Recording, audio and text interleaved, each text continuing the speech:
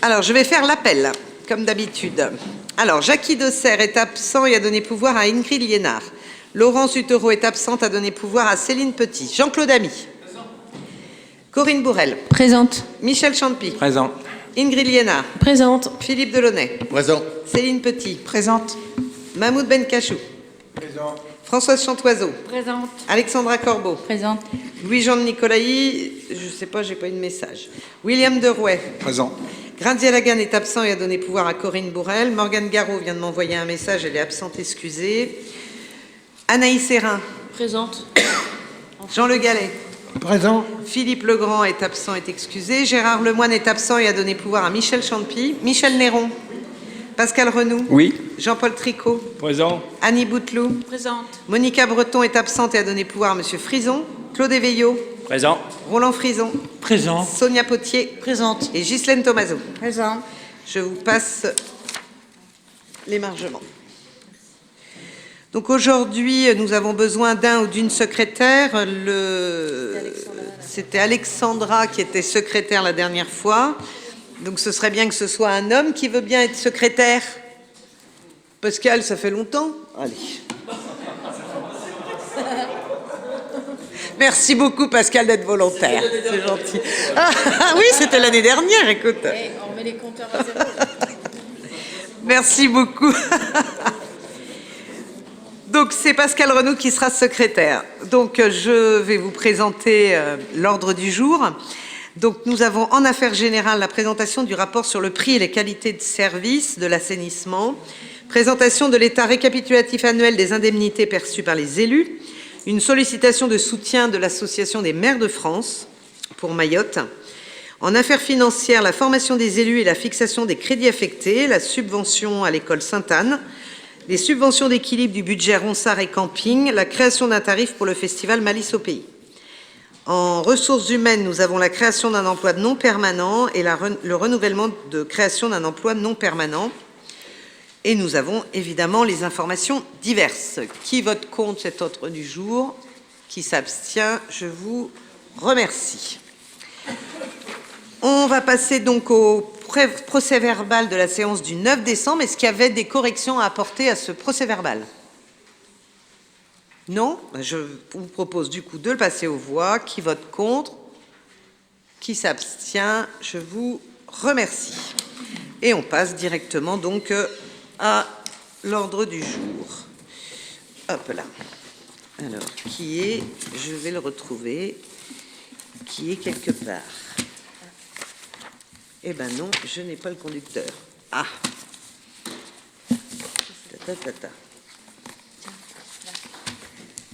Ah oui, il est caché. Voilà, je vais y arriver. Ah. Alors, en affaires générales, donc on a la présentation du rapport sur le prix et la qualité de service de l'assainissement. Donc vous avez eu un rapport qui vous avait été envoyé. Est-ce que vous avez des questions ou est-ce que vous avez des observations sur ce rapport annuel sur le prix et la qualité du service public de l'assainissement collectif? Oui, monsieur Néron. Le micro, s'il vous plaît.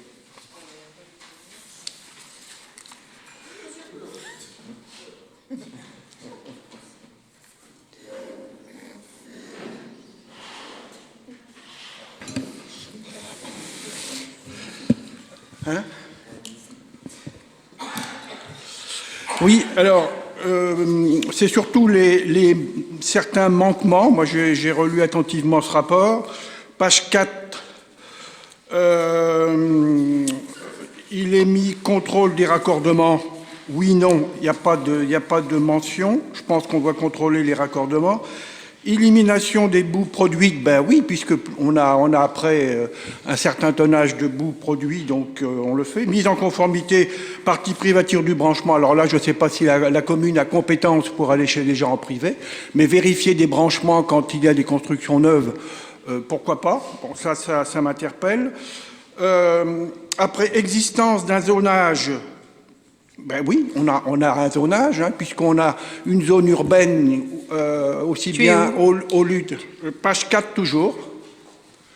On a un zonage qui intègre la partie collective, assainissement collectif dans les centres-villes, les centres-bourgs de Dissé, et la partie rurale qui est ça, l'assainissement autonome qui est géré par la communauté de communes. Mais qui n'a pas été voté. Ça doit être pour ça qu'ils ne t'ont pas mis, parce qu'il y a la date d'approbation et on n'a pas dû faire un vote sur le zonage depuis un certain temps. Si, il y en a un vote sur le zonage. J'étais encore en fonction, donc c'est pour ça que je te dis depuis un certain temps. Ben oui, mais le zonage, il existe toujours. Hein. On a deux zonages.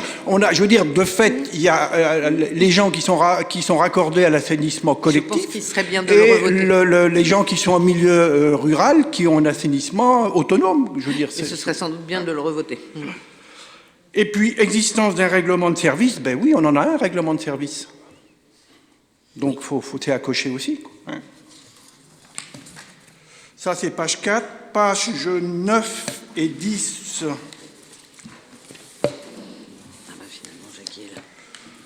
Page 9 et 10. Oui, ben il y a des belles feuilles, mais alors prescription de rejet pour Dissé, mais je pense que les eaux de Dissé doivent être analysées comme n'importe quelle autre eau de station d'épuration, même si la station de Dissé est une lagune. Et puis le LUD derrière, les prescriptions de rejet en DBO, DCO, MES et autres. Rien, page blanche. Donc ça m'interpelle.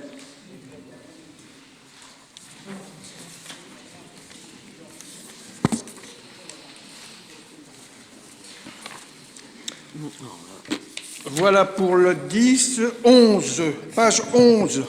Quantité de boue issue des ouvrages d'épuration. Alors, en boue produite, 2022-2023, 0. Par contre, boue évacuée, 36, je pense que c'est des mètres cubes, hein, 36 mètres cubes. Alors, comme on évacue des boues évacuées, je pense qu'il doit y avoir des boues produites. En 15... Bon, dans les recettes, oui, alors, en bas, il a mis recette globale totale des recettes de vente d'eau. Bon, je sais que la redevance d'assainissement est calculée sur la valeur des volumes d'eau, mais j'espère que ce sont les recettes d'assainissement et pas d'eau. Hein, parce que entre eau potable et assainissement, il a peut-être pu y avoir confusion, mais ça, je ne sais pas. Hein, c'est peut-être simplement que, comme le calcul de la redevance se fait sur les volumes d'eau, peut-être qu'il a été mis quantité d'eau pour ça. Hein. Bon, après, pareil, recette de la collectivité, le détail, il n'y en a pas. Alors, ça, 15, 25...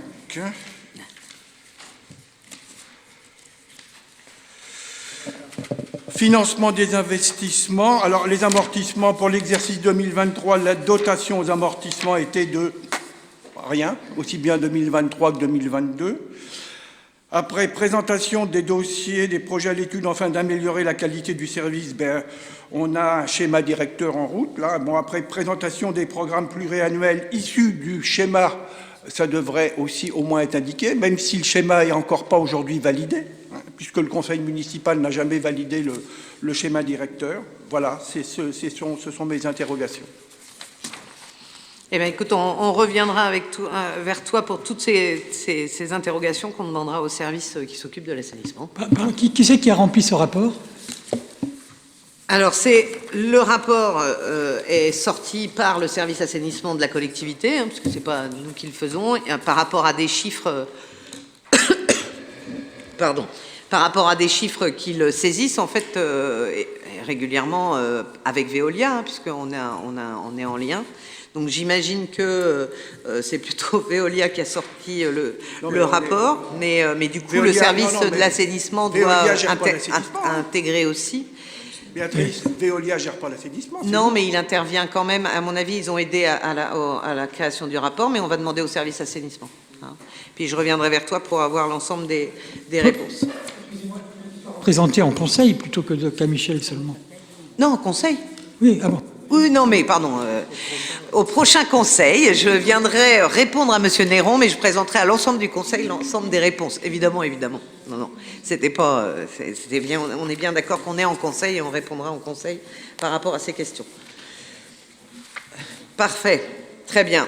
Écoutez, du coup, c'est une présentation et ce n'est pas un vote de toute manière, mais l'idée, c'est de le remettre au sujet du prochain conseil pour pouvoir vous répondre à toutes ces questions. Ensuite, on a la présentation de l'état récapitulatif annuel des indemnités perçues par les élus, qui est une présentation obligatoire que vous avez sur table. Donc, je rappelle que ce sont des indemnités brutes, hein. Aujourd'hui, il faut en défalquer toutes les charges, évidemment, liées aux indemnités et que c'est déclarable aux impôts. Voilà, donc c'est une obligation de vous les présenter. Ensuite, on a une sollicitation de la part de l'AMF, l'Association des maires de France, en faveur de la population de Mayotte. Vous savez que la population de Mayotte a subi et subit encore, puisque il y a encore un gros ouragan qui frappe aujourd'hui Mayotte. Et donc, ils sont dans une difficulté grande, la population. Et donc, on se propose, mais je le mets évidemment au débat ce soir au conseil municipal, je vous propose de venir renforcer par un don de 2 000 € vers la protection civile. Hein, donc, c'est un don qui est donné directement à la protection civile pour l'organisation du soutien aux Mahorais qui vivent, et aux Mahoraises qui vivent dans des conditions catastrophiques ces derniers temps. Voilà. Est-ce que vous êtes d'accord pour soutenir, pour faire ce don à la population de Mayotte? Je veux bien que tu coupes le micro, Michel, parce que ça résonne. Ouais.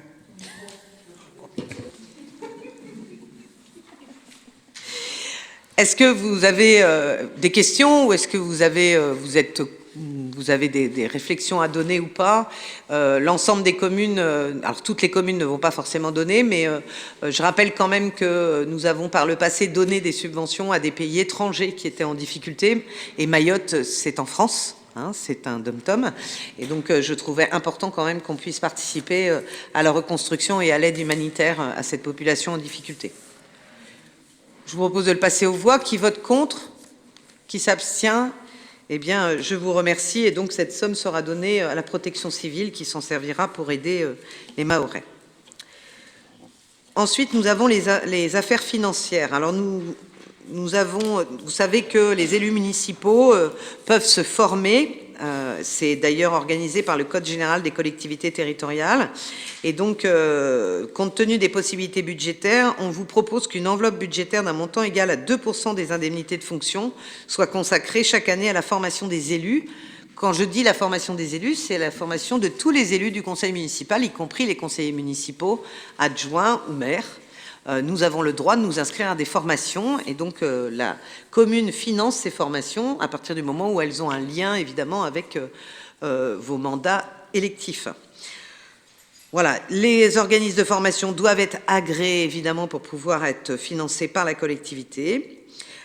Et donc, on vous propose de mettre une ligne, donc équivalent à 2%, ce qui fait pour 2025 une enveloppe de 2 280 € pour la formation des élus. Donc, on doit le passer aux voix. Qui vote contre? Pardon. Mahmoud, il faut mettre le micro, s'il te plaît. Pour ces formations-là, donc, elles sont payées par la mairie. Parce que moi, il y a une formation que j'ai voulu faire. J'ai eu l'intitulé de la formation, tout ça. J'ai répondu, est-ce que je m'inscris tout seul ou il faut passer par la mairie? Pas de réponse. Et donc, tu as demandé à qui?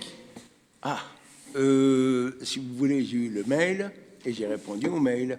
Ah oui, donc tu as demandé à l'organisme de formation s'il fallait passer par la mairie? Non, le mail provenait de la mairie. Donc et j'ai répondu donc donc normalement c'est l'assistante de direction ou la RH. D'accord. Et ce qui fait que c'est une formation, c'était sur les chemins ruraux, tout ça, qui m'intéressait. Et tu m'en as pas parlé derrière? Pardon? T'es pas venu m'en parler derrière ou à Jackie ou à un autre élu? J'attendais une réponse que je n'ai pas eue. Et puis après, j'ai vu qu'il y avait que M. Champy qui pouvait y aller, quoi. Non, M. Champy ne peut pas y aller tout seul, c'est qu'il s'est inscrit, mais par contre, il y a dû avoir un couac sur ton inscription. Oui, mais moi, je ne savais pas comment procéder. Eh bien, En fait, il faut demander à Audrey, l'assistante de direction, en disant, parce que c'est pas la RH, c'est Audrey qui s'occupe de ça, en disant, nous, on vous envoie régulièrement des mails avec des formations qui sont agréées. Lorsque vous êtes intéressé, il faut répondre à Audrey en disant que vous souhaitez vous y inscrire. Donc là, il y a dû avoir un couac, Mahmoud, parce que globalement, tous les élus qui ont demandé à s'inscrire en formation, ils vont en formation. Donc, voilà. Ben, c'est quand la formation? C'était sur les chemins ruraux. Oui, mais c'était quand? Ça s'est passé l'année dernière. Ah. C'est déjà fait. c'est Donc déjà il faut fait. regarder s'il y en a une cette année. déjà Tu y fait. avais été du coup, Michel? D'accord. Eh bien du coup, il faut regarder s'il y en a une cette année pour qu'on puisse t'y inscrire. Je vais en parler à Audrey demain. Voilà, pas de souci. Et en effet, les formations qui sont prises en charge par la mairie, ce sont les formations que vous recevez par mail via la mairie, parce que parfois vous pouvez aussi recevoir des mails de formation X et Y. Et à ce moment-là, il ne faut pas répondre directement à l'organisme de formation, il faut bien passer par la mairie. Via la mairie, quoi. D'accord. Mais vous avez dit après que la personne qui envoie le mail, c'est pas elle qui s'occupe des. Normalement, c'est des Audrey qui réponses. envoie le mail et c'est Audrey qui s'en occupe normalement. Ah, c'est Mélanie et Sophie, aide de l'accueil, qui envoient aussi. D'accord. Mais il ne faut pas hésiter, ou alors tu me mets en copie à ces moments-là, ou tu mets en D'accord. copie un élu, mais Non, mais la prochaine fois, je me on s'en déplacerai. occupe. Il n'y a aucun souci. Au contraire, d'ailleurs, on est très...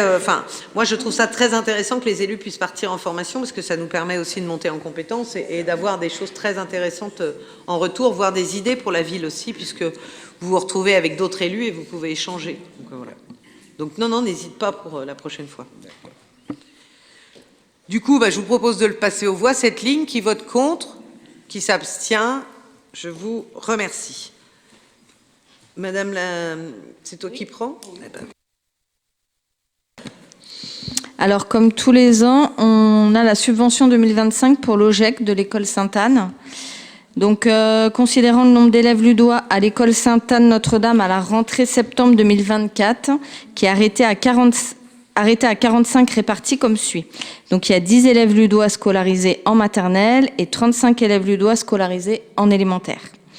Donc, vu la convention qui est signée avec l'OGEC en date du 23 février 2021, donc le montant de la subvention 2025 s'élève à 40 883,40 €, dont 30% seront versés début mars 2025. Donc, il sera en imputation budgétaire aux 6 558. Donc voilà, on vous propose de voter cette subvention qui est versée à l'OGEC comme tous les ans. Oui, Michel? Oui, simple petite demande, puisque la convention de février 2021, c'est en fin de compte, en tenant compte du nombre d'élèves, c'est le coût d'élèves en public. Or, est-ce qu'on pourrait avoir le prix de revient d'un élève en maternelle et en élémentaire? Puisque là, c'est globalisé et je ne peux pas retrouver le... C'est noté. Du coup, je peux le passer aux voix s'il n'y a pas d'autres questions là-dessus. Donc, on leur verse d'abord 30% et après le solde, comme tous les ans. Voilà. Est-ce qu'il y a des contre, des abstentions? Alors, abstention. Vous avez 2 voix, Monsieur Frison? 2, 3, 4, 5. C'est ça? Alors, attendez, parce que... Monsieur Frison, vous avez la voix de Mme Breton, c'est ça? Donc, Monsieur Frison, Mme Breton, Mme Bouteloup, Monsieur Éveillot et Mme Tomaso, c'est ça? Parfait. Merci beaucoup. Ensuite, nous avons la subvention d'équilibre du budget Ronsard. Donc, le compte administratif du budget Ronsard étant en déficit, il y a lieu d'équilibrer par le virement d'une subvention d'équilibre du budget principal vers le budget Ronsard pour un montant de 170 500. Donc, les crédits budgétaires ont été prévus et sont disponibles dans le budget principal de l'exercice 2024 pour soutenir la subvention d'équilibre du budget Ronsard. Oui, et juste ce que je voulais rajouter, c'est que avant, enfin, c'est la première fois qu'on le vote. Ce que m'a expliqué Christelle tout à l'heure. Avant, on ne votait pas et là, ils veulent qu'on vote ces subventions d'équilibre. Oui. Non, simplement une petite observation. Le compte administratif du budget Ronsard, c'est la section de fonctionnement, puisque je pense que la section d'investissement ou s'équilibre ou est excédentaire. Hein, c'est simplement la démarche. Ok, ça marche, merci. C'est juste avant de passer aux voix, simplement vous dire que, expliquer quand même ce budget de 170 500, c'est la différence entre le coût de Ronsard Donc, c'est-à-dire le coût de fonctionnement, les charges, c'est aussi les achats de films, c'est aussi les salaires qui sont versés aux personnes qui travaillent à l'espace Ronsard et nos recettes. Évidemment, le déficit qui est équivalent à cette subvention d'équilibre est de 170 500 €. C'est quand même important que je le dise ce soir parce que ce sont des budgets importants pour la collectivité. Et quand on parle de culture ou de soutien culturel, la mairie du Lude aujourd'hui soutient fortement le secteur culturel via son espace Ronsard. Et on aimerait évidemment que cette subvention d'équilibre diminue. Pour cela, je me tourne vers Jean avec un sourire. Pour cela, évidemment, ça veut dire que, et je l'ai dit au vœu, donc je le redis là, toujours droite dans mes bottes, c'est que pour que notre subvention d'équilibre diminue, il nous faut plus de public dans notre salle et donc il faut plus de recettes, c'est-à-dire plus de gens qui viennent au spectacle et au cinéma. C'est important parce que dans une situation budgétaire tendue pour l'ensemble des collectivités et qui devrait se tendre avec le prochain budget de l'État, c'est quand même un choix de la collectivité du Lude de financer à hauteur de 170 500 € un déficit de notre espace culturel. Donc c'est important quand même de dire qu'aujourd'hui, c'est une volonté de notre part de continuer à avoir un cinéma, de continuer à avoir une salle de spectacle, de continuer à proposer une programmation culturelle de qualité au Lude, mais pour ça, ça a un coût réel pour la collectivité. Voilà. Donc plus il y aura de public, moins nous aurons de subventions d'équilibre. Voilà. Et je sais bien que Jean, ainsi que le service culturel que je remercie, font tout pour ça, mais c'est vrai qu'il faut comprendre que si on veut continuer à avoir de la culture en proximité, eh bien il faut venir en profiter. C'est le seul moyen aujourd'hui pour que l'espace puisse continuer à perdurer comme il perdure aujourd'hui et qu'il fonctionne plutôt bien. Et donc j'en profite pour rappeler que ce week-end, il y a 3 concerts Ma Région Virtuose à Ronsard, qui sont des concerts de très grande qualité, et je vous demande d'y aller pour soutenir justement aussi notre espace Ronsard. Voilà. Du coup, on va passer aux voix. Qui vote contre cette subvention d'équilibre? Qui s'abstient? Je vous remercie. Ensuite, nous avons donc une autre subvention d'équilibre, cette fois sur le budget du camping. Donc, le compte administratif du budget camping donc, étant en déficit, donc il y a lieu d'équilibrer par une subvention d'équilibre du budget principal vers le budget camping pour un montant de 55 000 €.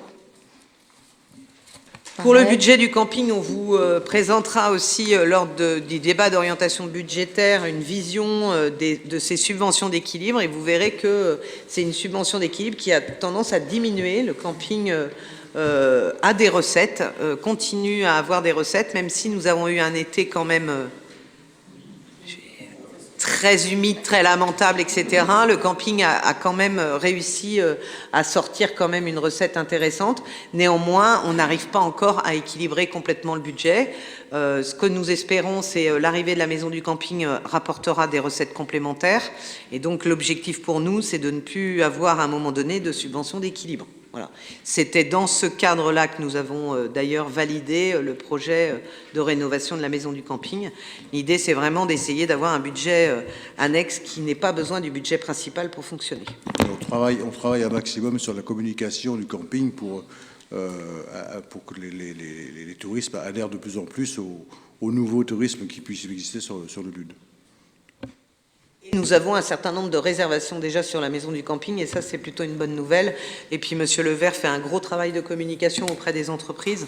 Donc, voilà, on est plutôt optimiste sur les réservations qui commencent à y avoir sur la maison du camping.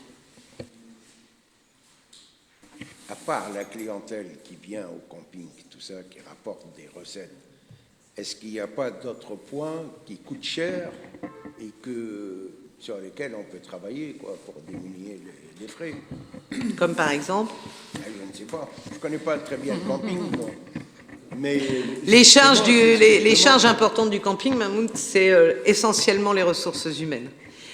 C'est aujourd'hui, pour pouvoir ouvrir un camping 3 étoiles comme on l'a aujourd'hui, il nous faut une durée d'ouverture pour accueillir les campeurs très tôt le matin jusqu'à tard le soir. Donc ça nous demande, et puis tous les jours, Donc je rappelle que les gens ont le droit à 2 jours de congé par semaine.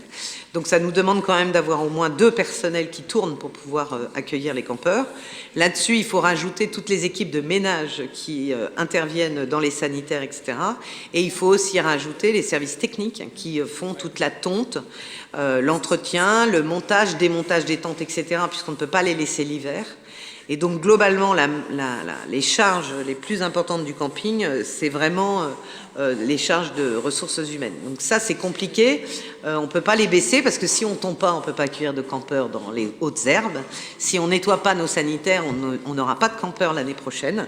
Donc, c'est vrai que ça, c'est compliqué.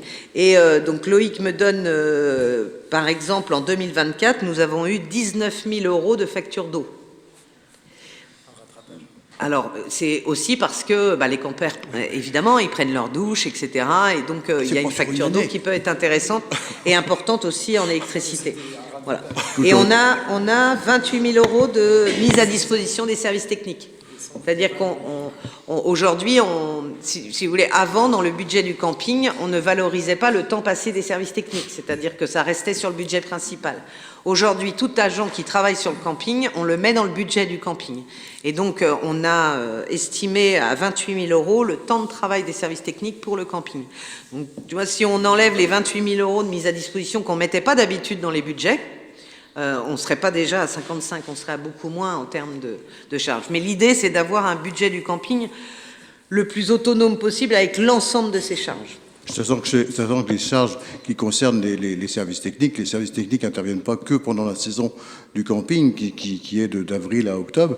Ils interviennent quasiment toute l'année, je veux dire, en avant-première, à partir du mois de mars, pour commencer à préparer la taille des arbres et tout, l'entretien du camping en général. En plein hiver, quand on a eu des petites inondations et tout, ils ont passé un peu de temps à monter les mobil-homes pour pas qu'ils aient les pieds dans l'eau. Tout ça, c'est du temps passé. Et pendant ces temps-là, il n'y a pas de recettes qui sont générées. Et pour revenir sur la masse salariale, ça fait quand même 2 ans qu'on travaille sur le personnel pour travailler sur les emplois du temps de chacun. Et là, on est quasiment, enfin, on n'est pas quasiment, on est rendu au bout. On peut plus aller parce qu'il y a un moment où il faut un minimum de services pour accueillir dans de bonnes conditions nos touristes. Voilà. Mais on y travaille sans cesse, effectivement. Mais à un moment donné, on peut plus raboter. Donc voilà. J'aurais une question sur le 1er au 15 août, c'est là qu'on remplit, c'est archi plein. Est-ce qu'on refuse du monde au terrain de camping par rapport aux locations? Non, on refuse pas. Non, on refuse. Mais parce que c'est plein de toute façon du 1er au 15 août en général. C'est la période où est-ce on fait tout pour que ce soit plein. Alors après, il y a des petites dates. Il y a 2 ans, on a eu un creux sur une semaine. L'an passé, on n'a pas eu ce souci-là. Il y a 2 ans, on s'est retrouvé sur une pleine saison en début août avec une semaine qui était quasiment vide. C'est pas trop expliqué, donc on a retravaillé là-dessus. On a retravaillé aussi notre clientèle. Cette année, on a pu travailler avec la CAF et tout ça, qui nous a généré sans arrêt des réservations. On a renouvelé le mandat avec la CAF, qui va nous assurer sans arrêt du remplissage. Et même si ça ne se remplit pas, on sera payé quand même.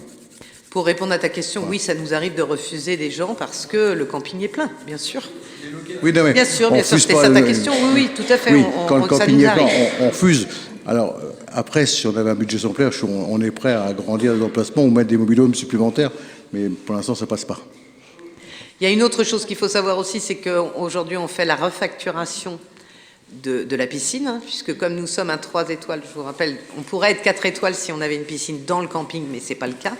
Et donc, le service est aussi avec la piscine. Donc, il y a une refacturation aussi. Donc, ça, ce sont des recettes supplémentaires pour la piscine, mais qui ne sont pas supplémentaires pour le camping. Après, on est aussi tributaire de la saison et du temps. C'est-à-dire qu'on va avoir... on a des très bonnes périodes aussi, tout dépend aussi des activités de la Sarthe. Quand, par exemple, il y a le Mans Classique, on sait qu'on a beaucoup de monde au camping. L'année où il n'y a pas le Mans Classique, c'est différent. On a aussi beaucoup de monde sur les périodes de toute manière des 24 heures moto, auto, etc. Là, on s'est positionné aussi pour le congrès des sapeurs-pompiers. On a cette année, de façon exceptionnelle aussi, on a loué une bonne partie du camping à une société qui a logé ses saisonniers, donc c'était au mois de septembre.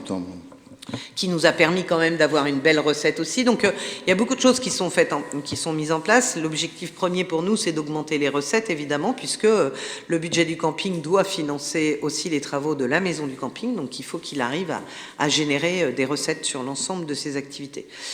Et pour Sur finir- d'autres points, Mahmoud, par rapport à ta question, le camping, essentiellement, c'est ça, c'est les ressources humaines, c'est la gestion, en fait, du site.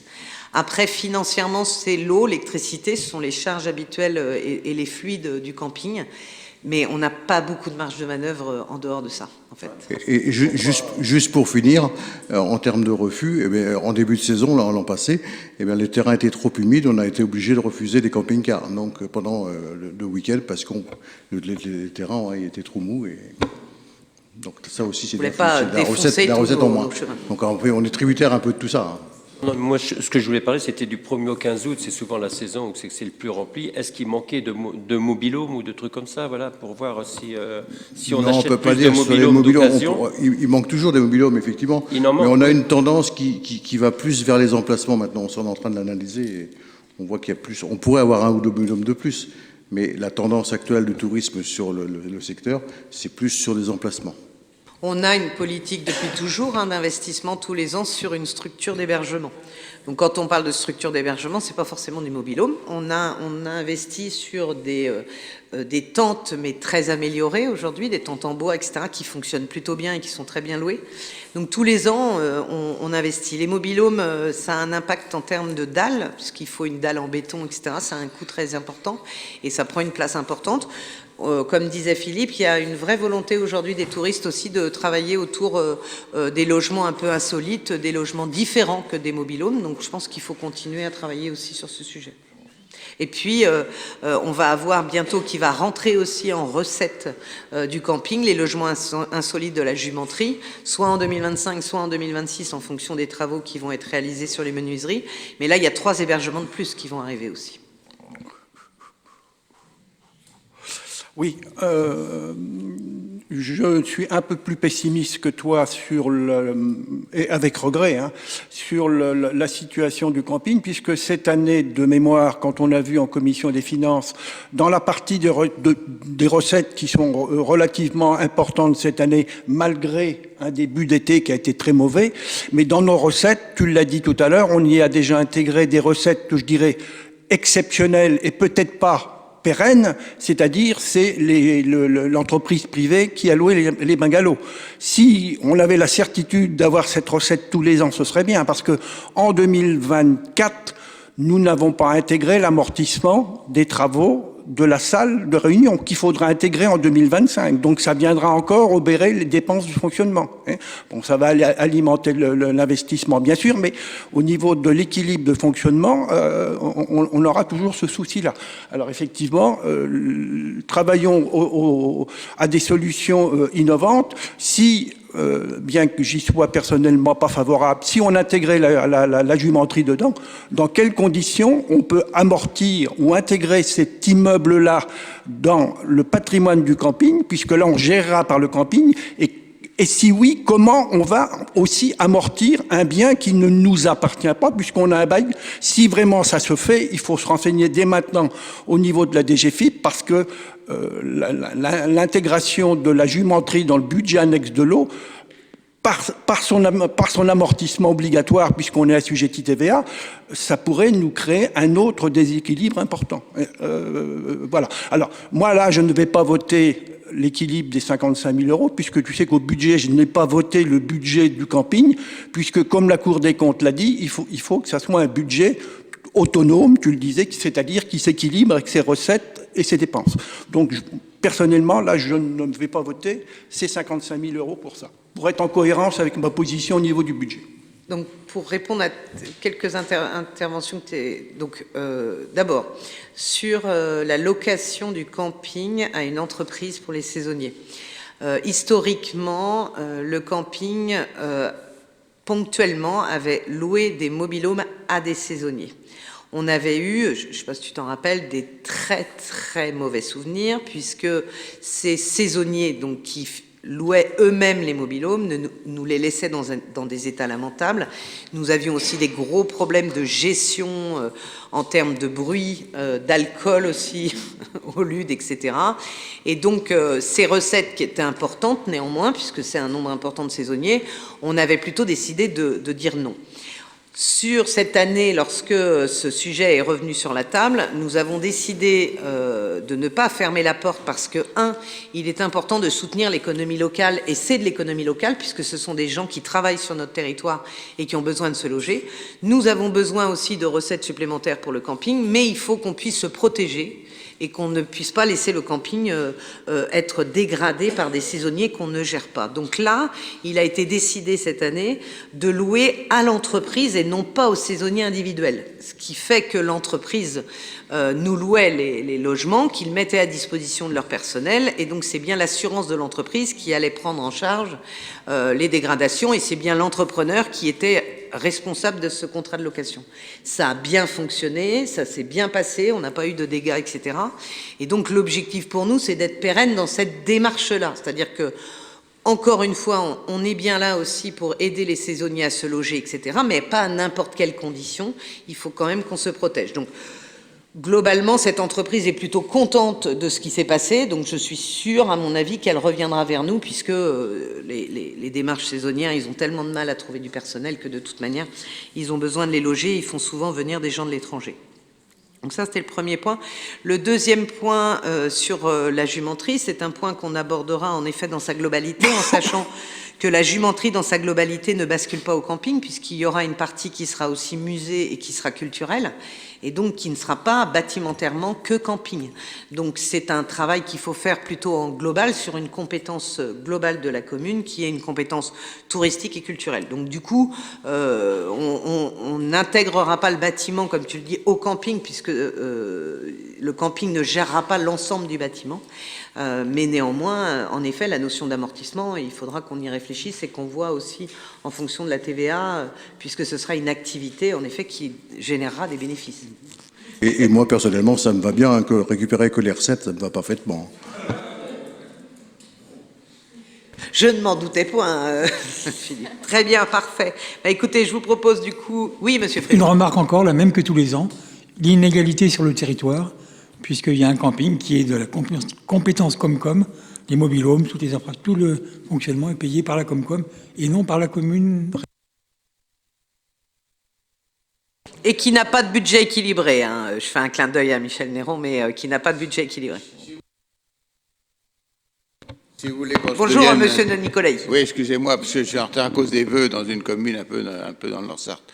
Mais si vous voulez qu'on demande le camping qui devient intercommunal, je crois qu'il faut le demander. Après, on verra l'attitude des autres maires. Mais pourquoi pas, hein. Mais c'est un choix, local. Je tiens à rappeler qu'on n'est pas le seul camping. Luché a encore le sien. On est, en fait, intercommunal, il y a uniquement le village des Chalets et le camping de Monsigné. Hein. Oui, mais ça n'empêche pas que si quelqu'un veut le demander, si le conseil municipal veut qu'il devienne intercommunal, il a le droit de le demander. Alors, avant de le demander, je pense qu'il faut analyser déjà l'intérêt ou pas qu'il bascule intercommunal. Parce qu'aujourd'hui, on a quand même fait des investissements sur ce camping. On a un lien très fort avec la piscine qui n'est pas non plus intercommunale. C'est aussi un bras armé pour la collectivité en termes de tourisme, etc., qui fait le lien entre nos campeurs et le centre-ville. Bon, je pense que si demain on devait le demander à l'intercommunalité, ce qui est tout à fait possible si le conseil municipal le souhaite, il faut qu'on puisse présenter au conseil municipal les deux situations, c'est-à-dire le coût d'un camping municipal avec ses avantages et ses inconvénients, et le fait qu'il bascule intercommunal. Et attention, parce que c'est un peu la même chose qu'avec la piscine, c'est pas parce qu'il bascule intercommunal que ça ne nous coûtera rien. Oui. Moi j'irai encore plus loin dans la démarche, parce que je ne sais pas si vous avez vu dans la presse, mais beaucoup de communes délèguent à des privés professionnels la gestion de leur camping. Parce que moi, je suis assez pessimiste, je suis d'accord, mettre ça à la communauté de communes. Pour nous, quand on a du personnel au camping, le personnel, il va passer, on me disait 50 heures au camping, on paie 50 heures. Quand on met des gérants, s'ils sont là pour tenir des permanences, des astreintes, eh bien, c'est dans le cadre de leur fonction, et au niveau des frais de personnel, c'est beaucoup plus facile à gérer. Et beaucoup de communes aujourd'hui mettent en délégation de service public leur camping. Après, il faut trouver des bons. Hein, voilà. Mais je pense qu'il y a deux scénarios possibles. Hein, Je rappelle, historiquement, la délégation de service public à Monsigny, c'était le cas. Et ils en sont revenus. Aujourd'hui, c'est de nouveau en régie. Ça, on perdait 50 000 euros à ce moment-là parce que les gens n'avaient pas. Enfin, en 2023, la gestion de la base de loisirs a coûté 150 000 euros à la Comcom. Voilà. Pour compléter ce que dit Michel, l'exemple de Bonaval est intéressant quand même. Parce que maintenant, c'est une réussite, avec une société privée qui s'en occupe bien et ils ont des activités toute l'année, alors que nous, on n'y arrivait pas avant. Tout à fait. En fait, il peut y avoir des... Alors, bon, c'est un peu différent parce que Bonaval, c'est pas une DSP. Hein. On a vendu le bâtiment et aujourd'hui, l'entreprise est propriétaire et fait son activité. Le camping, on le vendra pas. Ou alors, le conseil municipal peut décider de vendre le camping. Hein. C'est un autre point. Hein. Mais je veux dire, globalement, non. Une DSP, on reste propriétaire. Donc, on a quand même les charges de propriétaire. Et si on tombe sur une bonne DSP, très bien. Si on tombe sur une mauvaise, les dettes de la DSP, et c'est ce qui est arrivé à l'intercommunalité, les dettes de la DSP sont pour la collectivité, en fait. Hein. Donc c'est un vrai sujet. Mais je pense que pour prendre une décision éclairée, il faut avoir l'ensemble des montants financiers et des impacts budgétaires, mais aussi sur l'impact touristique. Je vous rappelle quand même qu'on travaille en ce moment à un sujet important pour nous qui est le label ville touristique.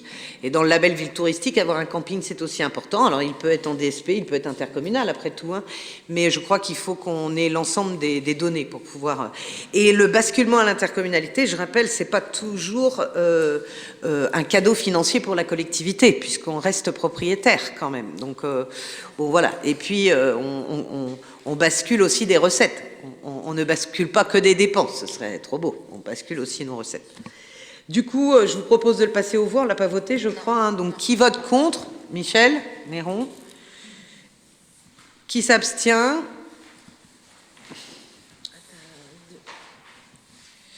Alors, Madame Bouteloup, c'est ça?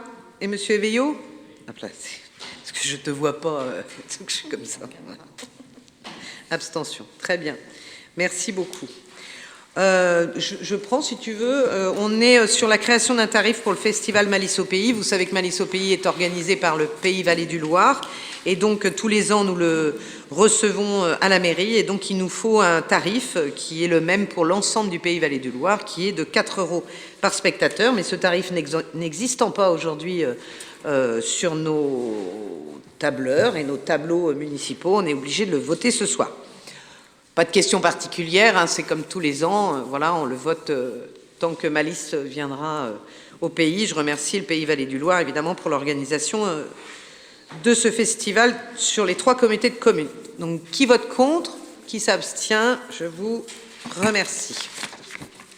En ressources humaines, nous avons donc une création d'emplois non permanents pour faire face à des besoins liés à un accroissement saisonnier d'activité.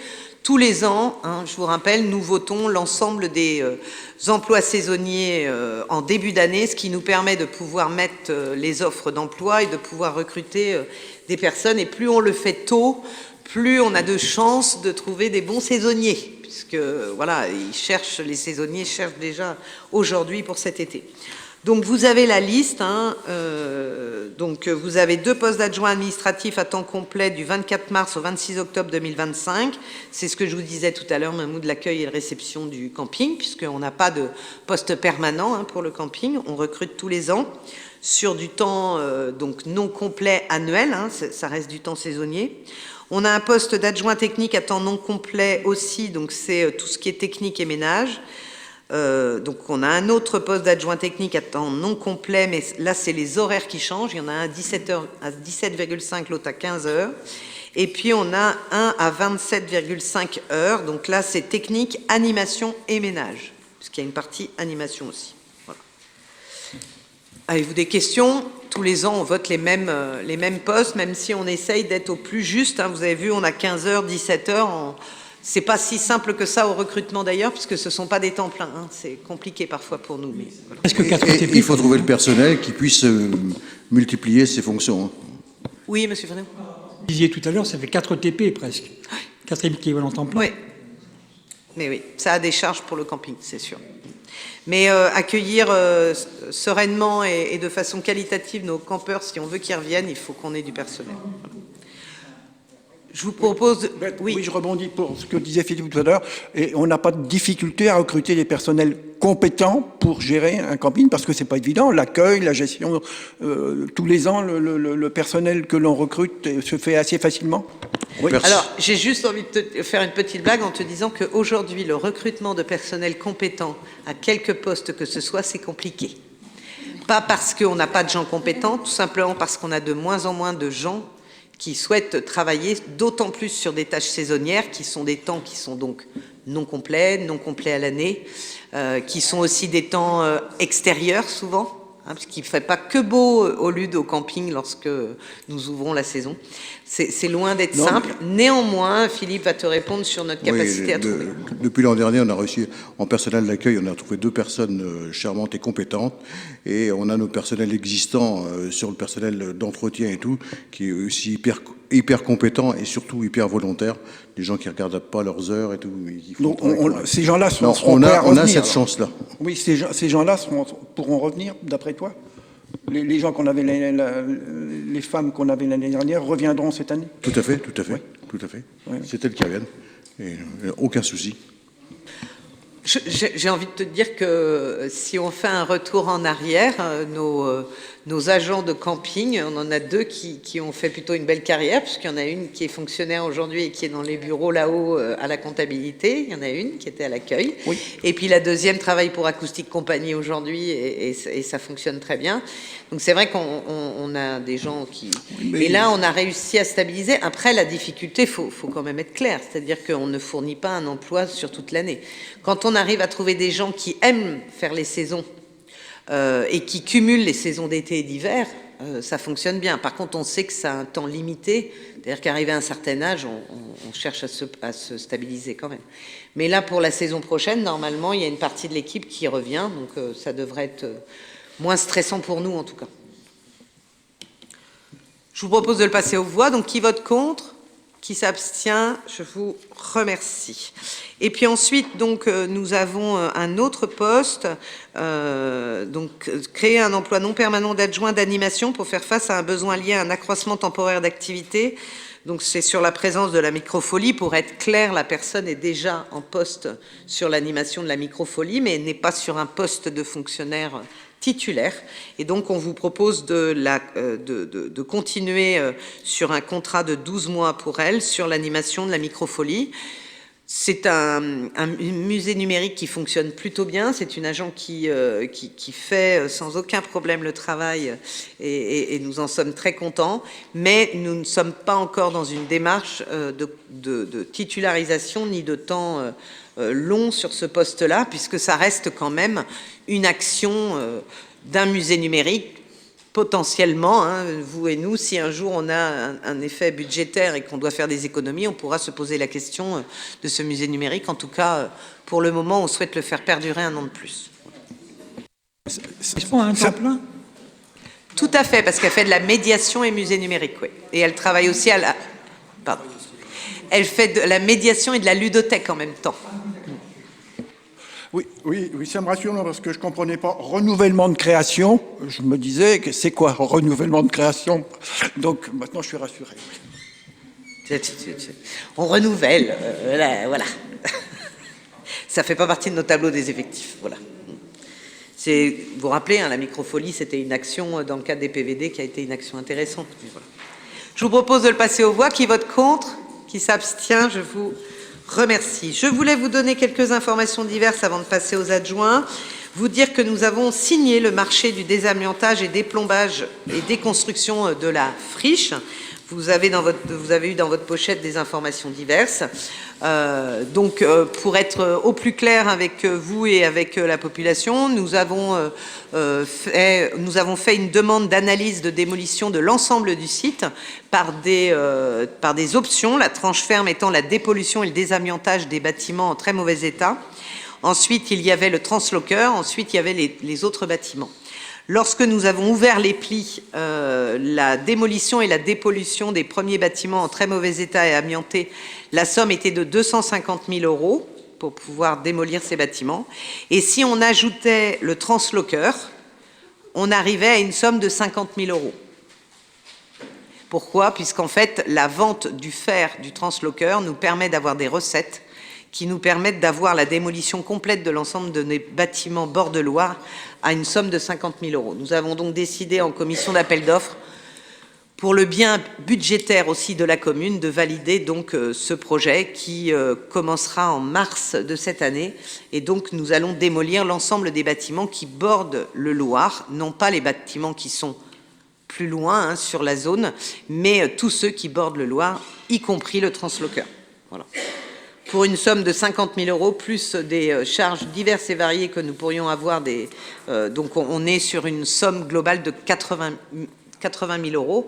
Rappelez-vous, je vous avais proposé des chiffres qui étaient largement au-dessus de ça. Donc on a cette chance aujourd'hui d'avoir un rachat possible du fer à un niveau très élevé en ce moment. Il faut en profiter puisque le fer a une très grande valeur aujourd'hui. Voilà. Je propose de passer la parole aux adjoints et on commence par Monsieur Champy. Donc, je voulais vous faire un point sur la Grande Rue. Je ne sais pas si vous avez vu, il a été posé des grands supports métalliques avec des nichoirs. Alors, ces supports, c'est pour remplacer, on devait planter des arbres. Et on s'est aperçu que si on plantait des arbres là, avec les maisons à côté, les réseaux, ça aurait été compliqué. Donc, on a préféré ça pour mettre des plantes grimpantes dessus, pour donner de la verdure que Ville et Village Fleuris nous réclament. Et en plus, ces arbres-là, je pense que j'aurais eu des problèmes avec mon collègue des OM, parce que le camion, il aurait eu du mal à passer. Donc, je pense que j'ai préféré. Mais ces arbres, ils ne sont pas perdus, on les avait achetés. Ils ont été replantés boulevard Fisson, les arbres qui étaient morts. Je ne sais pas si vous avez vu.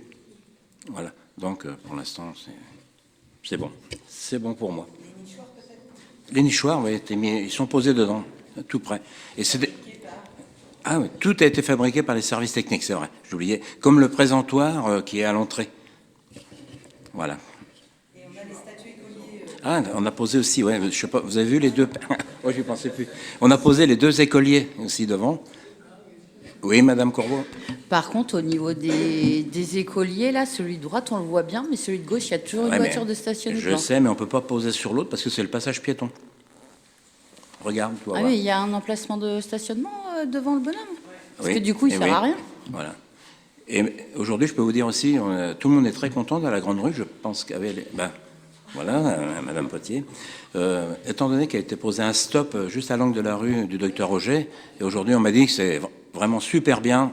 Ça roule très calmement. Et... Il y a un problème parce qu'il y a deux stops. L'autre est resté. Oui, alors... Oui, ça fait deux stops. Là, c'est la présidente de la voirie qui va vous répondre. Voilà.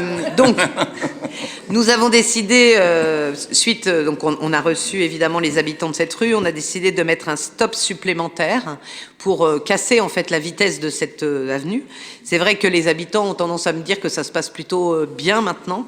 Et oui, nous avons décidé de garder le stop de gauche quand même, puisque l'idée c'était de ne pas se retrouver dans une situation de danger, c'est-à-dire qu'aujourd'hui le stop est nouveau et il est provisoire, je vous rappelle, puisque c'était une expérimentation. Donc les gens qui ne se rendent pas compte, qui prennent la rue tout le temps et qui ne voient pas le stop, si on n'a plus de stop à gauche, l'accident est très clair. Donc on a gardé les deux stops sur l'expérimentation, on verra après, mais je vous rappelle quand même que rue Montruchon, on a mis des stops sur toutes les voies, en fait, ce qui nous a permis aussi de casser la vitesse. Et en fait, finalement, les gens s'arrêtent. Ils sont intelligents. Je rappelle que selon le code de la route, c'est la priorité à droite, même quand il y a deux stops. Donc globalement, ça se passe plutôt bien. Je suis assez contente de ce qui se passe. On n'a pas de plainte particulière. Maintenant, il faut que les gens respectent le stop, mais globalement, ça respecte plutôt bien et ça casse bien la vitesse. La question que je me pose, mais qu'on se posera sans doute en commission voirie, c'est peut-être de rajouter un stop supplémentaire au bout de la Grande Rue. Parce qu'aujourd'hui, il n'y en a pas. Les gens, ils traversent. Alors, c'est vrai que personne ne peut venir à gauche, puisque c'est un sens unique. Par contre, à droite, il y a une venelle sur laquelle les vélos peuvent arriver. Et là, on se questionne quand même sur la sécurité. Et ça permettrait aussi d'avoir un deuxième arrêt de vitesse. Bon, on se posera la question avec la commission voirie. Voilà. Mais globalement, ça a quand même bien arrêté la vitesse, et tant mieux. Je voudrais pas quand même que ce soit une réponse à tout et qu'on se retrouve avec des stops partout dans la ville, mais néanmoins, bon, voilà. Non, il pourrait naître mien aussi, c'est à la route de Genteil, en face des Maquignonnières. Là. Et là, c'est très très dangereux. Là. Je vous dis, on va se retrouver avec des stops partout. Non, mais c'est pas. Mais de toute façon, les stops. Mais pourquoi pas, je le note. Toi, tu es dans le centre-ville, tu les respectes, les stops. Mais là-bas, c'est très dangereux. Moi, j'ai failli me faire rentrer dedans déjà. Hein. Parce que les gens, ils arrivent, ils coupent de l'autre côté. Hein. Je vous propose de passer la parole à Philippe. Oui, moi je voulais juste refaire un petit point d'avancement sur le règlement d'occupation du domaine public qu'on a mis en place, dont on a voté les tarifs il y a deux conseils maintenant. Et pour savoir qu'on a envoyé le règlement, les formulaires de demande et un courrier explicatif à tous nos acteurs économiques qui sont censés utiliser le domaine public, à savoir tous nos cafés, restaurants, entrepreneurs de maçonnerie, enfin tous les gens du bâtiment, enfin tous ceux qui sont susceptibles d'entreposer des choses sur l'espace public, à savoir les trottoirs. Et donc tout ça, ça y est, c'est après les tarifs votés, les utilisateurs sont avertis, commencent à faire des premières demandes, commencent à arriver, mais pas seulement que les premières demandes, on a aussi les premières remontées négatives qui commencent à remonter, et parce que je pense que tout ça c'est un petit peu mal compris. Il faut savoir que cette application de règlement, on l'a mis en place par obligation de la loi. C'est une loi qui date de 2017, je crois, qui n'était jamais mise en application et dont l'État nous a imposé de faire ce règlement et de mettre en application. Donc aujourd'hui, tout le monde le fait. On a été, lors de l'élaboration de ce règlement, suffisamment intelligent parce qu'on savait très bien que ça allait impacter aussi le portefeuille de nos acteurs économiques et de pas être trop gourmand en termes de tarifs parce qu'il fallait mettre un tarif en face de ce règlement et on a été très très très souple dans le règlement et dans l'espace tarifaire. Donc je pense que s'il y a des acteurs économiques qui se posent encore des questions et qui nous écoutent ce soir, et si vous avez vous-même des questionnements de la part de commerçants ou artisans et qui trouvent injuste, parce que c'est un petit peu ça ce qui va remonter, se trouve injuste qu'il y ait une taxe et non pas une taxe comme l'a dit monsieur Néron, j'y reviendrai, c'est une redevance, expliquez-leur qu'on a été gentil dans le tarif en fait, et que c'est une obligation. Et que le maximum, on va aller pour deux terrasses, on va maximum à 50 ou 60 euros. Donc par an. Pour un exemple, pour un échafaudage qui va impacter un maçon ou un couvreur local, pour une année, pour tous ces chantiers, il va nous devoir 15 euros. Donc ouais, je pense que sur la totalité des chantiers qu'il va pouvoir réaliser sur une année, je pense pas qu'un euro de redevance supplémentaire impacte beaucoup sa situation financière et la vie de son entreprise. Voilà. Monsieur Frison. Oui, en ce qui concerne, on a reçu un mail, qui concerne les enseignes extérieures. Le conseil municipal peut être très gentil parce qu'il peut exonérer. C'est dans la loi. Oui, alors on n'est pas tout à fait sur la même chose. Ce qu'il faut être clair, moi je crois que nous avons voulu informer tout le monde. Et les gens, quand ils ont reçu le mail, la seule chose qu'ils ont lu, c'est redevance du domaine public, et donc ils me demandent des sous. En fait, c'est pas ça. C'est-à-dire que tous les acteurs sont au courant de cette démarche qui est obligatoire. Nous étions dans l'illégalité depuis 2017 puisque nous n'avions aucun formulaire pour l'usage du domaine public et nous n'avions aucune redevance pour l'usage du domaine public. D'accord ? C'est comme si votre voisin venait utiliser votre terrasse gratuitement, sans rien demander, et trouverait ça tout à fait normal. C'est la même chose pour la commune. Son bien est utilisé par un habitant ou un professionnel. C'est normal que, un, il le demande avant l'usage, et de deux, qu'il paye peut-être une redevance en termes de frais. Mais vous avez beaucoup de commerçants aujourd'hui qui n'utilisent pas le domaine public, qui ont... moi, je pense à des boulangers qui ont leur boulangerie, qui ont leur façade et qui n'utilisent pas le domaine public. Donc, ils n'auront pas de redevance à payer. Simplement, on leur doit le règlement et on leur doit cette information. Donc il y a aussi ce mélange-là, Philippe, je pense, moi j'en ai vu un certain nombre, où ils sont arrivés en me disant oui, c'est inadmissible, vous allez me demander des sous. Je dis d'accord, vous utilisez le domaine public? Non, ben, je vous demanderai pas de sous alors. Donc en fait, c'est pas ça. On informe aujourd'hui d'une disposition légale qui existe depuis 2017 que la mairie ne mettait pas en œuvre, c'est-à-dire le droit d'utiliser le domaine public, mais si on ne l'utilise pas, on ne paye pas. Enfin, je veux dire, il n'y a aucun problème. Donc il faut vraiment communiquer. On a des bars, en effet, qui prennent des terrasses sur la voie publique. Donc c'est normal, et ils génèrent du chiffre d'affaires sur ces terrasses. Voilà, tout à fait. Donc c'est normal qu'ils participent aussi au fait qu'ils utilisent un bien qui n'est pas à eux, qui est à tout le monde en fait, qui est à toute la population. Donc c'est normal qu'ils participent. Mais par contre, on en a d'autres qui ne l'utilisent pas. Et c'est pas parce qu'on va mettre un panneau disant la baguette aujourd'hui est fraîche qu'on va payer une redevance. C'est pas ça.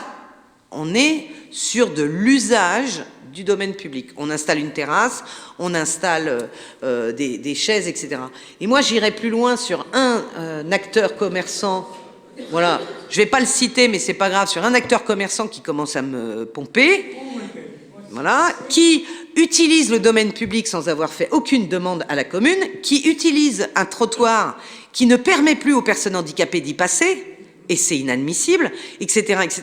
Et ce monsieur nous fait tout un pataquès en ce moment, parce que c'est inadmissible. Mais non, mais à un moment donné, il faut aussi savoir qu'on n'est pas partout chez soi, qu'il y a aussi le domaine public, et que nous, en tant que mairie, nous devons à nos piétons la possibilité de passer sur les trottoirs, à nos personnes en mobilité réduite de passer sur les trottoirs, et d'user de notre domaine public pour tous et non pas pour un seul commerçant, mais pour tous. Donc voilà. Donc je crois qu'il est important de continuer à communiquer, il est important de continuer à se prendre des engueulades, c'est pas grave, on a l'habitude, et on va expliquer. Si un commerçant n'utilise pas le domaine public, il n'a pas de redevance à payer. C'est clair, mais par contre, on se doit de l'informer. Voilà. Donc, effectivement... Pardon, excusez-moi, monsieur.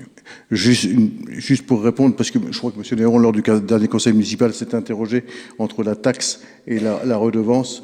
Donc, on a bien vérifié, effectivement, il s'agit bien d'une redevance et non d'une taxe. Monsieur Nicolaï. Et d'abord, pourquoi les voitures ne payent pas de redevance alors? Parce qu'elles occupent le domaine public. Deux, pourquoi, et si les commerçants ne mettent plus de terrasse dans une commune touristique, quelles seront les conséquences? Ceux qui mettent des terrasses, c'est pas ceux qui posent problème aujourd'hui. Tous ceux qui sont venus nous voir pour mettre des terrasses sur le LUD, ce sont des gens qui ont déclaré, qui sont venus nous voir et on a travaillé avec eux. Je pense que ça ne posera pas de problème. Ce qui pose problème aujourd'hui, c'est ceux qui le faisaient sans aucune autorisation. Voilà. Non, mais ça ne pose pas de problème. On est sur une terrasse, c'est 30 € à l'année. Enfin... C'est pas le principe. Moi, le principe des 30 €, c'est pas un problème. L'idée, c'est une commune touristique se veut d'avoir des terrasses. Est-ce qu'on veut les encourager ou pas? C'est tout. Est-ce qu'on veut montrer aux gens qu'on va les aider à mettre des terrasses ou pas? Mais on les encourage en mettant une redevance extrêmement faible, en fait. Enfin, mais on est obligé de la mettre. Oui, on n'est pas obligé de mettre 30 €. Philippe, on a mis les tarifs les plus bas, en fait. Ah oui, on a travaillé sur les tarifs les plus bas. Hein. Donc après, effectivement, si on a mis les tarifs, c'est parce qu'on est obligé. Hein. C'est l'État qui nous oblige. On ne peut pas faire la gratuité, ça c'est sûr. Voilà. Effectivement, on aurait pu très bien pas mettre de tarifs, sauf qu'on était encore, on continuait à être dans la loi et on allait au-devant de se refaire taper sur les doigts comme on s'est fait taper les doigts. Ça a été présenté comme une obligation. Moi, je vote contre. Ça fait bien 3 € par mois, alors. C'est une disposition d'État. Oui, ouais, c'est ça. 3 € par mois, ouais. Oui.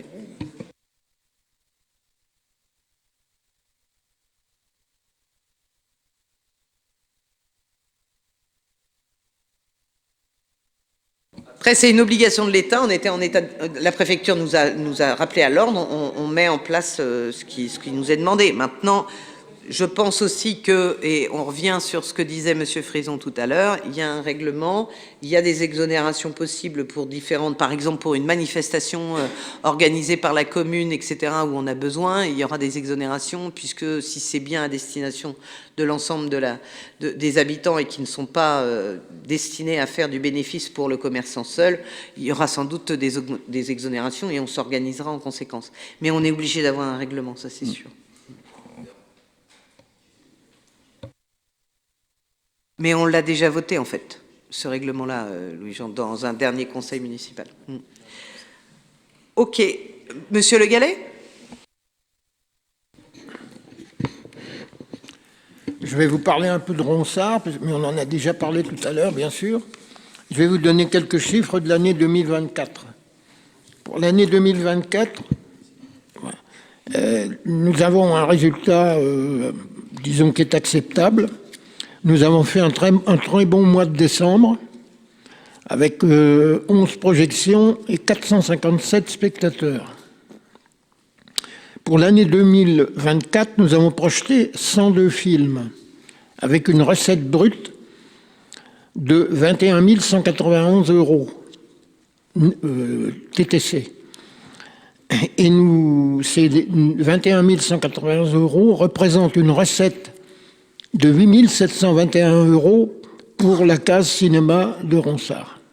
Puisque, je vous le rappelle, les charges sur les recettes sont de 59%. La plus grosse part revenant au producteur qui prend 50% de notre recette. Nous avons eu un petit souci avec le film Vaiana 2 que nous n'avons pas reçu du producteur pour le passer le 23 décembre comme c'était prévu. Par contre, nous le passons demain en remplacement du film qui s'appelle Nevermore avec Mylène Farmer, car nous avons appris vendredi que ce film n'était pas projetable. Il a été simplement diffusé le 7 novembre à Paris et dans certaines salles de province, mais on ne peut pas le repasser maintenant. Donc c'est un peu dommage, mais voilà, c'est comme ça. C'est sorti en DVD, c'est sorti partout, mais on pourrait essayer le DVD, mais on risque une amende quand même. Hein. Voilà. Donc au niveau culturel, les petites soirées qui ont été organisées au courant décembre ont attiré pas mal de personnes, des petits et des grands. J'avais parlé de la subvention d'équilibre, mais on l'a déjà voté, donc voilà. Donc à venir, jeudi prochain, au manoir de Laurière, à Dissé, dans le cadre des Nuits de la lecture, sur le thème du patrimoine, à partir de 18h, une visite libre des extérieurs et à partir de 19h, une veillée littéraire et musicale par la compagnie Le Bouffadou, avec le spectacle d'Argile et de Feu, pour un voyage de 1h15 suivi d'un débat. Entrée gratuite. Pour les microfolies, le mercredi 22 janvier, pour les enfants, découverte de l'origami. Et le mercredi 29 janvier, contrairement à la date qui est inscrite dans le programme du cinéma, c'est bien le mercredi 29 janvier, où j'en étais, oui, un film avec L'Arbre à conte à 14h30 à partir de 6 ans au tarif de 4 €. La région virtuose avec le 25 janvier à 18h à l'espace Ronsard, Gaël Solal et à 20h Anne Kefelec. Le dimanche 26 janvier à 18h, le Big Bang Chopin, Varsovie. Le tarif pour les spectacles du samedi est de 4 €. Pour le dimanche, c'est 10 € et les places peuvent être achetées auprès de Elina qui assure une permanence le jeudi matin à Ronsard ou vous pouvez les prendre en ligne. Le 7 février, une soirée jeu à la bibliothèque de 18h à 22h. Le mardi 4 février, nous projetterons le film Syntex qui sera précédé d'une rencontre avec les responsables de l'aéroclub de la Flèche pour un débat avec le public sur Saint-Exupéry et l'aviation en général à 20h30. Cinéma-débat au tarif de 4 €. Et dans le cadre de Malice au pays, dont Béatrice a parlé tout à l'heure, nous accueillerons 2 spectacles à Ronsard pour le tarif à 4 €. Le jeudi 6 février, Le Renard et la Terre pour les scolaires d'une durée de 35 minutes à 10h dès 5 ans. et le dimanche 16 février à 15h à Ronsard par la compagnie Les Assoiffés d'Azur, basée à Clermont-Créant, le spectacle Roméo et Juliette pour tous. Et voilà, j'en ai fini. Merci de m'avoir écouté. Merci Jean. Je vous propose de passer aux questions maintenant. Monsieur Frison, je vous passe la parole. Le dentiste avait annoncé son départ pour mi-janvier. Lors des vœux, vous avez parlé de cet été. Or, il refuse des rendez-vous. Ghislaine, qui a été ce matin, il lui a dit qu'il partait en mars. Qu'en est-il précisément et avez-vous pu échanger avec lui sur la problématique des travaux financés par la commune pour sa panoramique? Donc oui, enfin, nous avons réussi à le recevoir en mairie. Voilà, après de multiples rebondissements, nous avons réussi à le recevoir en mairie. Donc en fait, Monsieur Bilal a le souhait de s'installer au Mans.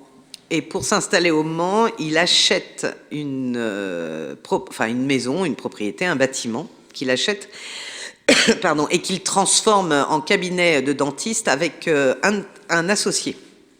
Voilà. Sauf que ce bâtiment qu'il devait acheter en fin d'année, d'où son départ en janvier, il n'a pas réussi à l'acheter, il y a eu des problèmes administratifs, etc. C'est une maison qui devient un cabinet médical, donc il y a aussi un changement de destination avec la ville du Mans qui prend beaucoup de temps, etc. Et donc il espère signer l'achat en mars, et ensuite il a 3 mois de travaux pour pouvoir enfin s'installer. Donc c'est pour ça que je vous ai dit qu'à mon avis, il ne partira pas d'ici l'été. Donc pour lui, il nous a expliqué qu'il continuait, il nous l'a dit, hein, qu'il continuait à recevoir des patients, qu'il continuerait jusqu'au bout, qu'il avait mis un panneau dans son cabinet indiquant qu'à un moment donné ou à un autre, les clients pouvaient le suivre au Mans lorsqu'il sera installé au Mans, mais il n'a aucune idée de la date aujourd'hui. Voilà. Donc voilà, moi je n'ai fait que répéter au vœu ce qu'il nous a dit. Maintenant, s'il refuse des patients ou des rendez-vous, j'en suis très surprise, puisqu'aujourd'hui, nous, il nous a très clairement dit qu'il espérait signer en mars, mais que d'ici là, il travaillait normalement sur le LUD. Et par rapport à la panoramique, pour faire... Oui, je te laisse après, Ghislaine. J'y suis allée ce matin, il m'a bien précisé qu'il ne refusait pas les clients, puisque j'étais ancienne patiente, mais il ne prend pas de rendez-vous. Ça veut dire qu'on peut aller là-bas et il nous prend les uns après les autres. D'accord. Voilà. Il ne refuse pas du tout de rendez-vous. D'accord. Mais il continue à prendre les patients. Okay. Et pour la panoramique, en fait, on a regardé, la radio peut sortir par la porte qui avait été réalisée. Donc ça veut dire que potentiellement demain, on peut réinstaller une radio panoramique sans avoir à toucher aux travaux qui ont été réalisés et financés par la commune. Voilà. Deuxième question. Alors je sais bien qu'elle est particulière parce qu'il s'agit d'une association, mais qui a quand même un rapport avec la mairie. Il semblerait qu'il y ait eu des difficultés financières ou d'organisation pour Ronsard, puisque le professeur des danses n'aurait pas été payé pendant de novembre jusqu'à maintenant. Enfin, il aurait été payé maintenant. Alors, je ne peux pas vous dire ce qu'il en est parce que le professeur de danse, c'est la partie socio-culturelle qui est propre à l'association Le Ronsard. Nous, notre partage qu'on fait avec l'association Le Ronsard, c'est sur la saison culturelle, en fait.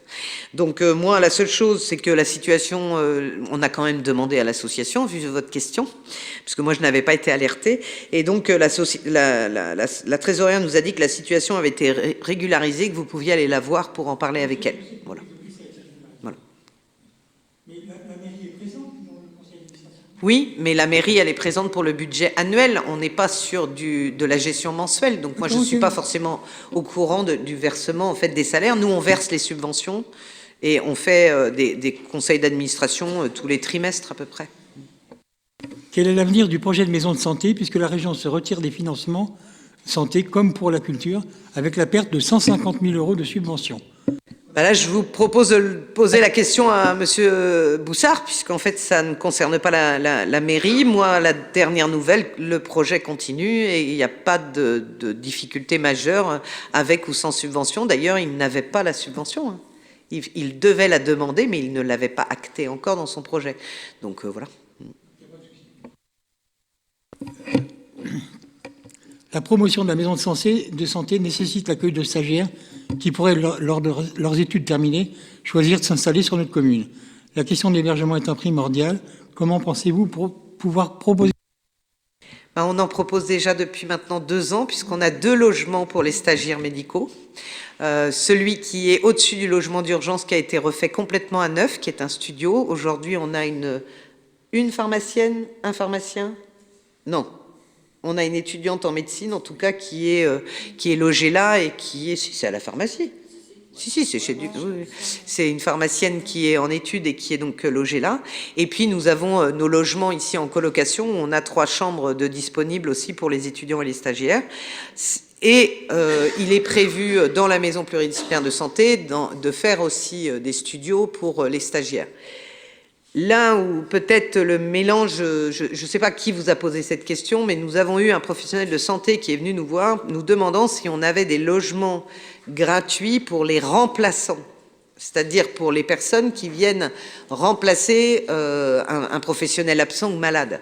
Bon, ça, nous, on n'est pas... le professionnel absent ou malade, il a un salaire, c'est une profession libérale. On n'a pas de logement gratuit pour les gens qui travaillent et qui ont un salaire fort. Nous, on est là pour les stagiaires, les étudiantes, les personnes qui ont besoin d'être logées. Néanmoins, j'ai quand même rappelé à cette personne qui est venue nous voir qu'on a un système qui s'appelle HTH, Habitat chez l'habitant, qui fonctionne sur notre Comcom et en particulier sur le LUD. Il faut contacter Flore Habitat au Mans qui gère HTH. Il y a des chambres qui sont en disponibilité. Et puis, on a un certain nombre quand même de logements temporaires, Airbnb, etc. sur la commune. Mais on n'a pas aujourd'hui, on n'a pas de logement dédié aux remplaçants. Par contre, on a 2 logements dédiés aux étudiants, stagiaires et apprentis, qui sont gratuits où ils ne payent que les charges. Mais évidemment, il faut qu'il soit disponible et qu'on n'ait pas un étudiant dedans. Mais pour l'instant, on en loge 4 quand même depuis quelque temps. Mais comme ce sont des temporaires, en fait, ils quittent l'établissement et puis ensuite, le logement, et ensuite on peut reprendre quelqu'un. Voilà. Donc on a déjà répondu à ça, mais il faut croire qu'on répond pas assez, mais on peut pas avoir une dizaine de logements non plus. Mais on a, sachez quand même que ça se tend beaucoup la notion de location. Et peut-être un petit point, Jean-Claude, on ne l'a pas fait, mais on continue, Jean-Claude et Laure continuent à travailler sur le permis de louer et continuent à visiter des logements qui vont être mis en location avec une autorisation communale et ça se passe plutôt bien. Voilà. Malgré que ce soit démarré fin novembre, on a déjà fait une demi-douzaine et dans l'ensemble, il y a des petites mises à jour, mais ça se passe très bien. Une demi-douzaine, c'est pas mal quand même depuis début novembre. Donc ça fonctionne plutôt bien. Les propriétaires viennent bien nous voir, donc et on leur propose toutes les aides possibles. Merci beaucoup. Et puis écoutez, je clôt le conseil municipal et je vous remercie. Passez une bonne soirée au chaud.